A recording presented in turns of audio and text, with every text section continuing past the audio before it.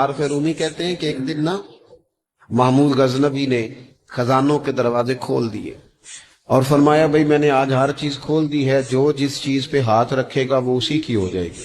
لوگ دوڑے، کوئی سونے کی طرف، کوئی چاندی کی طرف، کوئی جائیدادوں کی طرف، کوئی خزانے کی کنجیوں کی طرف، کوئی بڑے بہترین گھوڑے اور اونٹوں کی طرف، لوگ دوڑ گئے، جو جس پہ ہاتھ رکھے گا اسی کا۔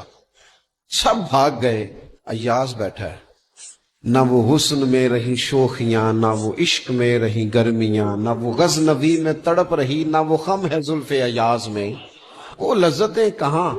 ایاز چپ کر کے بیٹھا ہے۔ پھر محمود نے ایاز کی طرف مخاطب کر کے کہا، ایاز اٹھنا نہیں، آج لوٹ سیل لگ گئی ہے، جو جس چیز پہ ہاتھ رکھے گا اسی کی۔